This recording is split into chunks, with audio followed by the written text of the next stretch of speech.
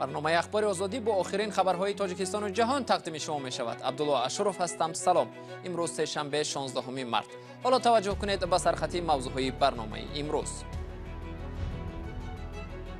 با وجود توصیه سازمان جهانی تندرستی، یک عده کشورها از واکسن استرازنیکا دست کشیدند. در تاجیکستان هم ساکنان به استفاده آن چندان میل ندارند. سبزه و سومنک. تاجیکستان امسال جشن نوروز را با رعایت قاعده‌های بهداشتی تجلیل می‌کند. پنجی و امونی و می کسلا همش نیست شده. خیلی سوز ما هم خرسند شدیم که با امسال جشن میگیریم.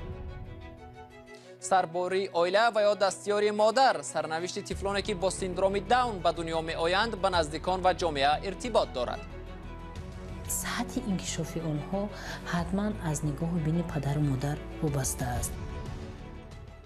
امروز در شهر بوستون ولایت سوخت ملاقات سیمومین یتیموف، رئیس کمیته دولتی امنیتی ملی تاجیکستان و قمچیبک تورشیف همتای قرقیزی او دایر شد. این ملاقات پشت درهای بسته برگزار شد و خبرنگاران به آن راه نیافتند. مقامات تاجیک درباره جزئیات این دیدار اطلاع نمیدهند، اما بنابر گفته مقامات قرقیز مسئله اساسی در جریان ملاقات علامتگذاری مرزهای دو کشور است. جلسه کمیسیه های حکومتی که همکنون به فرق از سالهای پیشین رئیسان کمیته های امنیتی دو کشور راهبری میکنند قرار است تا 18 مارس ادامه کند. دیروز پرزیدنت قرقیزستان صادر جباروف به سوالهای خبرنگار بخش قرقیزی رادیوی آزادی پاسخ داد. جباروف تصمیم دارد در چند هفته آینده به تاجیکستان سفر کند. او در پاسخ به سؤال خبرنگار رادیوی آزادی عاید سیاست خارجی قرقیزستان چنین تفصیلات داد. Biz bardıq mamlaketmenen birday xizmatlaşığa dayarız. Şolle Avrupa mamlaketlermenen ما آماده ایم به همه کشورها همکاری کنیم. با کشورهای اروپا، امریکا. ما آن کشوری نیستیم که میخواد با کسی دشمنی ورزد. ما آماده ایم با همه کشورها با در نظر داشت منفعت‌های مشترک همکاری کنیم. با روسیه ما شریکان استراتژیکی هستیم. ما را بسیار رابطه‌ها به هم می‌پیوندد. با این کشورها ما در نوبت اول باید رابطه زیچ داشته باشیم. ما با کشورهای همسایه منافع مشترک داریم. با قزاقستان، ازبکستان، چین. در نوبت اول ما آماده همکاری با کشورهای همسایه هستیم، با روسیه و همچنان اروپا و ایالات متحده آمریکا. Şonçun biz alar menen dağı biz tığız baylanışda olağız. بیننده ارجمند، این مصاحبه را در شکل کامل در سامانه رادیو آزادی www.azadi.org می توانید پیدا و مطالعه کنید. سازمان جهانی تندرستی از کشورهای جهان خواست معرکه امگذرانی با واکسن استرازنیکا را قطع نکنند. این در حالی است که چندی از کشورهای اروپایی یکی پی دیگر از استفاده این واکسن دست میکشند و بی‌خطری آن را زیر شبهه گذاشتند.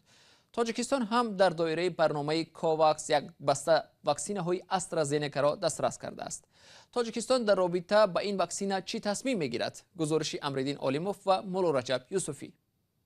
مثل بعضی از کشورهای اروپایی، نظرها درباره واکسن استرازنیکا در تاجیکستان هم ضد و نقیض است. مسئولین وزارت تندرستی گفتند وضع را پیگیری دارند و خلاصه نهایی خود را تا 2 روز دیگر اعلام خواهند کرد. دفتر مطبوعاتی وزارت در صحبت با رادیوی آزادی گفت روز 18 مارس در یک نشست خبری ویژه در دوشنبه تصمیم نهایی درباره آغاز واکسن گذرانی در تاجیکستان اعلام خواهد شد.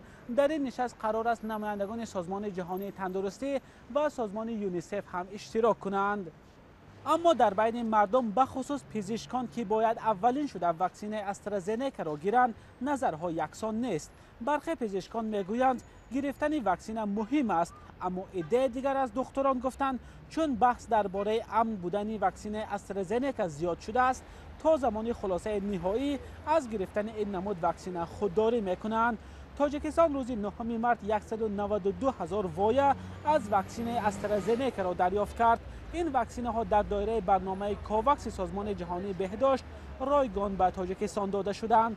در پس منظر بحث ها اطراف واکسن استرازنیکا حالا معلوم نیست که در تاجیکستان با امکان ضد کرونا ویروس با این نمود واکسن آغاز میکنند یا نه. بحث تا کجا به خطر بودن واکسن ساخته بریتانیایی و شویتسیا و دانشگاه آکسفورد با نام استرازنیکا حالا یکی از موضوعهای اساسی در کشورهای اروپا است. بعضی از کشورهای اروپایی گفتند با سبب نگرانی‌ها از لخته‌شوی خون بعد از قبول واکسن استرازنکا موقتاً از استفاده آن دست می‌کشند، اما سازمان جهانی تندرستی از کشورهای جهان خواست استفاده واکسن استرازنکا را قطع نکنند، چون به گفته مسئولین سازمان هیچ دلیل درباره ارتباط مستقیم میان واکسن و استرازنکا و لخته‌شوی خون وجود ندارد. امکانی با این واکسن باید ادامه یابد، گفته از سازمان جهانی بهداشت. قرار است امروز 16 مارس متخصصان سازمان جهانی تندرستی مسئله بی‌خطری واکسن استرازنکا را بررسی کنند. واکسن استرازنکا که در همکاری با دانشگاه آکسفورد تولید شد، یکی از اولین واکسن ها به ضد کرونا ویروس بود. به خاطر ارزان بودن و شرایط نگهداری عادی، استرازنکا به یک از پر استفاده ترین واکسن ها به ضد کرونا ویروس تبدیل شد.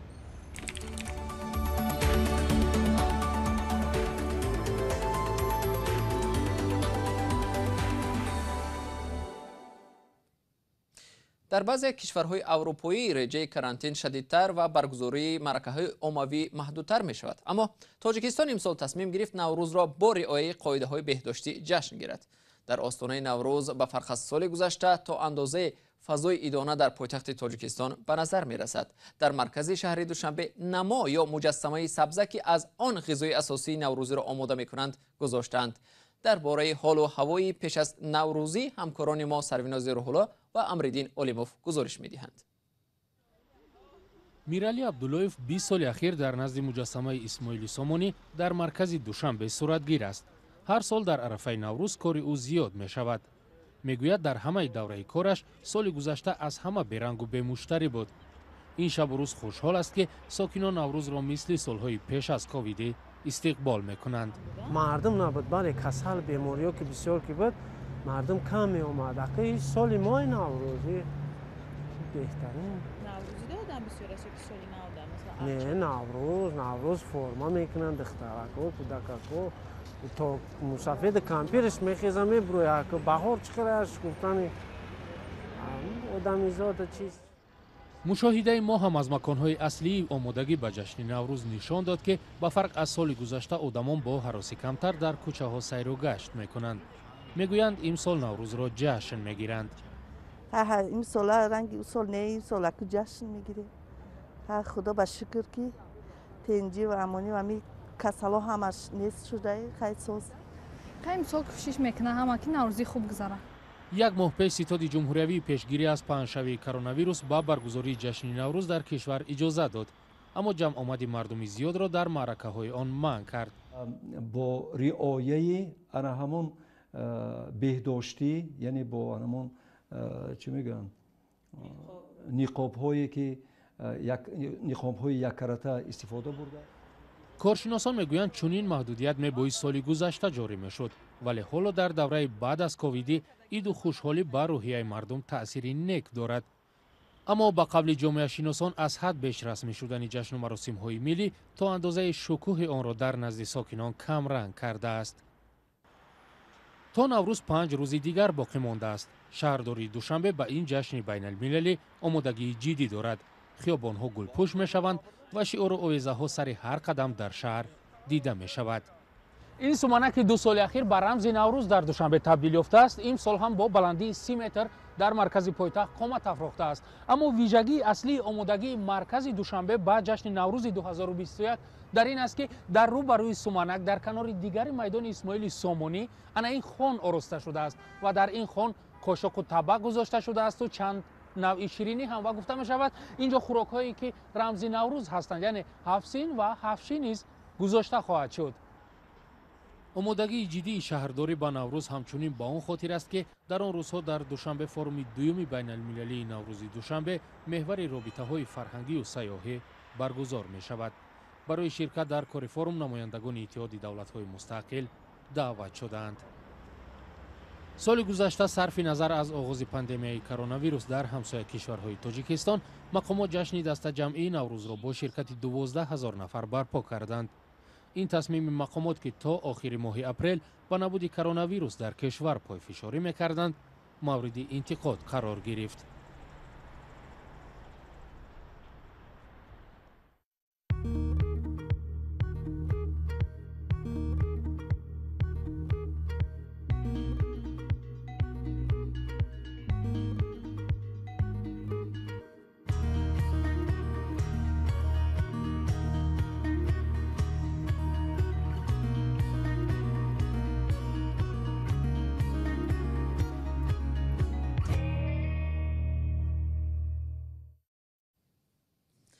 21 март дар ҷаҳон рӯзи шахсони дорои синдроми Даун шинохта шудааст. Ба ин муносибат ҳафтаи оянда дар Тоҷикистон моҳи дастгирии кӯдакони дорои синдроми Даун оғоз меёбад. ҳамкоронамон дар шаҳри Душанбе Шаҳло Абдуллоева ва Алишер Зарифӣ аз ҳаёти кӯдакон бо синдроми Даун дар Тоҷикистон гузориш омода карданд ва ҳол онро тақдими шумо мекунем. зуҳрои 14-сола бо синдроми Даун ба дунё омадааст. наздиконаш аз гирифтории ӯ дар 4-моҳагиаш огоҳ шуданд.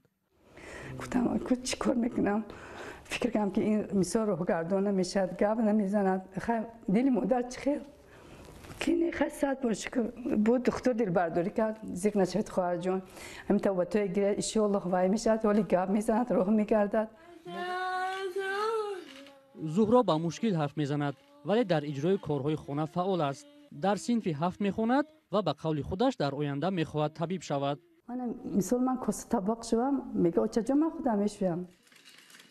نه همه گرفتاران سیندروم داون مثل زهرا رشد کردند. طبیبان میگویند در رشد آنها آگاهی سری وقتی و با تبابت فرا گرفتن مهم است. آنها نقش والدان را خیلی مهم میدانند. متاسفانه آنها البته از کودکان سالم قفو میمونند. در انکشاف خود خیلی و خیلی هم قفو مونده هستند و آنها در مکتب‌های مقرری تعلیم گرفته نمیتوانند. بنابراین سطح انکشاف آنها حتما از نگاه بین پدر و مادر وابسته است. با قول این همصحبت ما اطفال گرفتار سیندروم داون را الکی در بطن مادر معاین میکنند. خصوص اویله‌های جوانتر غمگین میشوند چون که فکر میکنند که چنین کودک‌ها باز یک باری سرباری زیادتی در اویله است.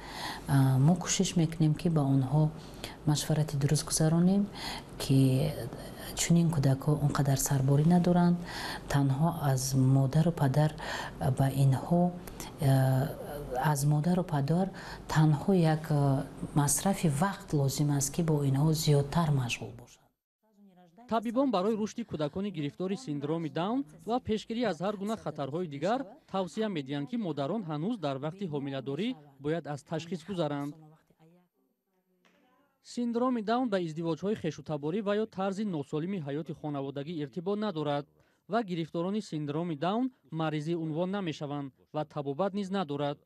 پدر و مادرانی که فرزندانشان سیندروم داون دارند در حالت مشکل روانی قرار دارند. هرچند این گروه کودکان خیلی حلیم و مهربانند ولی گاه برخورد جامعه به آنها باعث نگرانی ها می شود. بعضی از سازمان‌های جمعیتی که برای رشد و تعلیم کودکان گرفتاران سیندروم داون کار می‌برند میگویند نظر جامعه به آنها باید دیگر شود. وقتی کودک بزرگ می شود آنها درک می کنند که مناسبت جامعه نسبت آنها کمی دیگر است. نگاه اطرافیان فرق می کند. نگاه آنها خوب نیست. آنها این را حس می کنند. وقتی که آنها این نگاه را می بینند رویشان را با دستانشان می پوشانند. این یک طرز حمایت از این گونه نگاه ها می باشد. آنها همه چیز را حس می کنند و از ما بیشتر. با حساب مسئولان مرکز جمهوریوی طبی و ژنتیکی در تاجیکستان به 700-800 تولد یک نفر گرفتار سیندروم داون رست می آید. طبق اطلاع رسمی همساله در کشور بیش از 230-240 هزار کودک تولد می شود. بینندگان ارجمند این مطلبی آخری برنامه امروز ما بود. تشکر از شما که تا این لحظه ها با ما بودید. اخبار و گزارش های دیگر را در سامانه رادیو آزادی www.azadi.org می توانید مطالعه کنید. گزارش های ویدیو در صحیفه آزادی ویدیو در شبکه اجتماعی یوتیوب گذاشته شدند. تا ملاقات در نشرهای بعدی، خدا نگهداری هر یک شما بود.